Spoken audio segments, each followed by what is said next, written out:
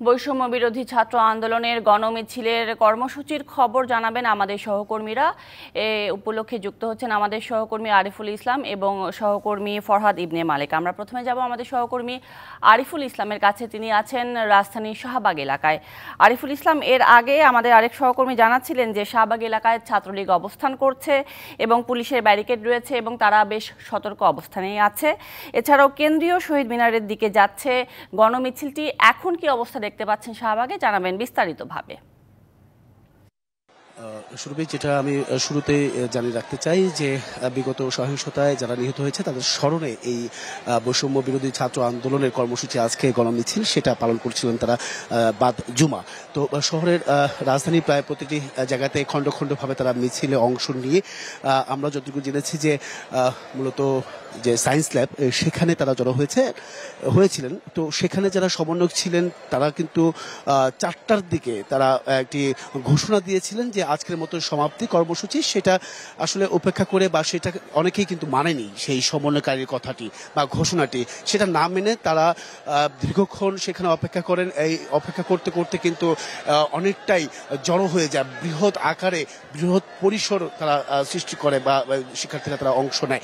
তো সেই ক্ষেত্রে তারা সেই সায়েন্স ল্যাবের ওখান থেকেও কিন্তু আমরা দেখেছি যে গাউসিয়া যে মার্কেট রয়েছে সেখানে আওয়ামী লীগের অবস্থান ছিল। এছাড়াও মাঝখানে যে সায়েন্স ল্যাবরেটরি যে চত্বরটি রয়েছে সেখানে আইনশৃঙ্খলা বাহিনীর অবস্থান ছিল। এর পাশাপাশি পরে তারা সরে আসে, যখন তারা সায়েন্স ল্যাবরেটরির দিকে এগিয়ে আসে তখন কিন্তু তারা সরে আসে। এর পরবর্তীতে তারা কিছুক্ষণ সেখানে অবস্থান করে শাহবাগের দিকে চলে আসে। এই শাহবাগে তারা অবস্থান পালন করছেন এবং কি যে আমরা জেনেছিলাম কিছুক্ষণ আগেই তাদের আসার আগে যে ছাত্রলীগ এখানে অবস্থান করেছিল, পরে তাদের সংখ্যা প্রায় 2000-এর মতো শিক্ষার্থী কিন্তু এখানে অবস্থান করছেন। সেটা ভেবে বা আসার পরে কিন্তু আসলে ছাত্রলীগের নেতা কর্মীদেরকে এখানে দেখা যায়নি। তো সেক্ষেত্রে আইনশৃঙ্খলা বাহিনী অবশ্যই তৎপর রয়েছে যাতে করে কোনো প্রকার সহিংসতার সৃষ্টি না হয়। আপনি যদি দেখতে পারেন যে আসলে এই বৃষ্টি উপেক্ষা করেই শিক্ষার্থীরা এখানে অবস্থান কর্মসূচি পালন করছে যাতে করে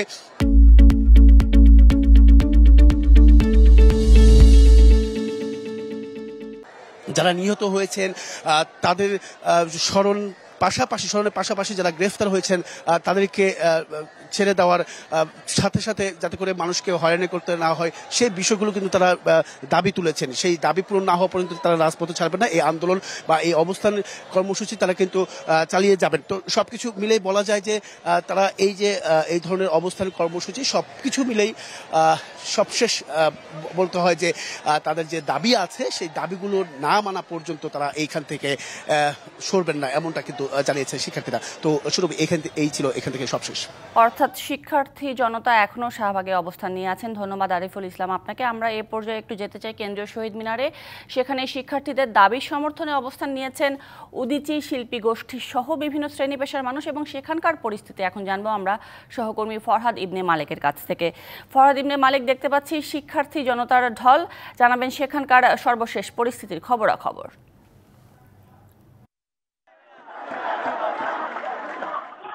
বিভিন্ন শ্রেণী পেশার যারা আন্দোলন করছেন বৈষম্য বিরোধী ছাত্র আন্দোলনের ছাত্ররা 1 তারিখ থেকে আন্দোলন তাদের চলছে। তারা 9 দফা দাবিতে আন্দোলন করছেন। গতকাল তাদের প্রায় সমন্বয়কে মুক্তি দেওয়া হয়েছে।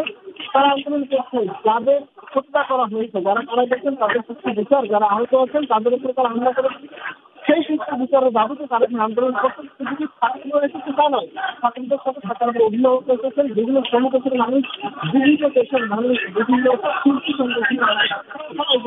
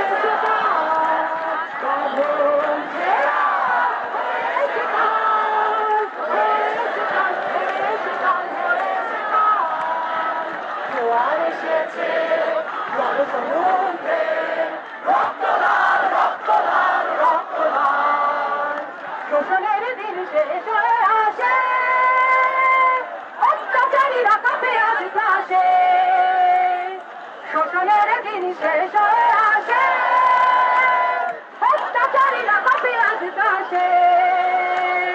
বিদ্যুৎ গতি হোক অভিযান, বিদ্যুৎ গতি হোক অভিযান, বিদ্যুৎ গতি হোক অভিযান, বিদ্যুৎ গতি হোক অভিযান। নয়া বাংলার নয়া সকাল, নয়া সকাল, নয়া সকাল। পূর্ব দিগন্তে সূর্য উঠেছে, রক্ত লাল, রক্ত লাল, রক্ত লাল। জোয়ার এসেছে জনসমুদ্রে, রক্ত লাল, রক্ত লাল, রক্ত লাল। পূর্ব দিগন্তে সূর্য উঠেছে, রক্ত লাল, রক্ত লাল, রক্ত লাল। জোয়ার এসেছে জনসমুদ্রে, রক্ত লাল, রক্ত লাল, রক্ত